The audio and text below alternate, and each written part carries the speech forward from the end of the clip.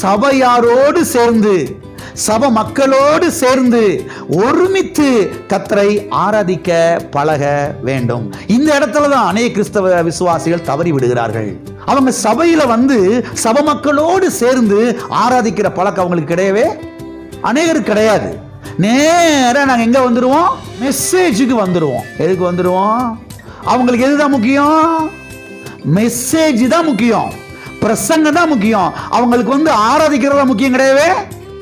அதனால தான் கர்த்தர் அவங்க வாழ்க்கையில சில காரியங்களை செய்ய முடியல. கர்த்தர்ட்ட இருந்து ஏதோ வாங்குறதுக்கு தான் அவங்க வர்றாங்களே தவிர கர்த்தருக்கு ஏதோ ஒன்றை கொடுக்கிறதுக்கு அவங்க வர்றதே.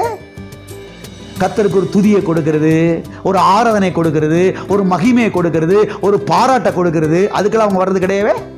நான் பாஸ்டர் கரெக்டா நீங்க பிரசங்கம் ஆரம்பிக்கும் போது வந்துட்டேன் பாஸ்டர், நீ பார்க்கல? பார்த்தோம். நீங்க மெசேஜ் வந்ததை பார்த்தோம், அதையும் அரைகுறையா கவனிச்சதையும் நாங்க என்ன செஞ்சோம்? பார்த்தோம். முடிவுக்கு முன்னாலேயே வெளியே ஓடி போனதையும் என்ன செஞ்சாங்க? பார்த்தோம். ஒரு முன்னேற்றம் இல்லை.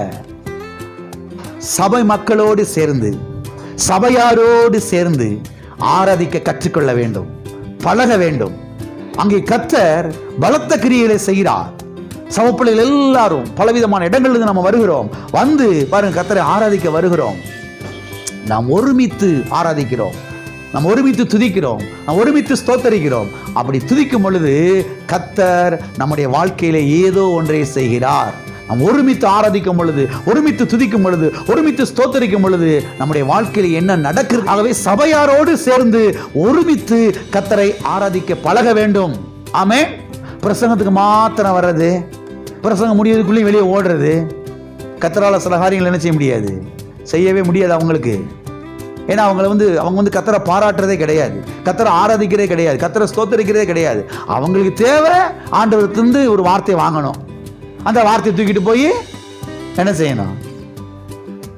அதனால தான் யாக்கோபு சொல்லுகிறார், நீங்கள் உங்களுடைய சுய விருப்பத்துக்காக, உங்களுடைய இச்சைக்காக நீங்கள் விண்ணப்பம் பண்ணுகிறபடினாலே உங்களுக்கு காரியங்கள் சித்திக்கிறதில்லை என்று அவர் அங்கே சொல்லுகிறதை நாம் பார்க்கிறோம். அநேக கிறிஸ்தவ விசுவாசிகள் எந்த இடத்துல இருக்கிறாங்க? அவங்களுக்கு ஏதோ ஒரு காரியம் பூர்த்தி ஆகணும், அவங்களுக்கு ஏதோ ஒரு காரியம் நடக்கணும், அவங்களுக்கு ஏதோ ஒரு அற்புதம் நடக்கணும், ஏதோ ஒரு சுகம் கிடைக்கணும், ஏதோ ஒரு பணம் கிடைக்கணும், ஏதோ ஒரு நல்ல காரியம் நடக்கணும். அதுக்கு நேர மெசேஜுக்கு வந்து ஆண்டவர் ஒரு நல்ல வார்த்தை தந்துட மாட்டாரா? அந்த வார்த்தையை தூக்கிட்டு ஓடிடுறது. கர்த்தருக்கு பாராட்ட கொடுக்கிறது, துதியை கொடுக்கிறது, மகிமை கொடுக்கிறது, ஸ்தோத்திரத்தை கொடுக்கிறது, அதெல்லாம் கிடையவே கிடையாது. இவங்க ஜெபம் பண்ண உடனே எல்லாம் நடந்துடணும், எல்லாம் என்ன செஞ்சிடணும்? அருமையான தேவனுடைய பிள்ளைகளை நாம் அப்படிப்பட்டவர்களாக இருக்கக்கூடாது.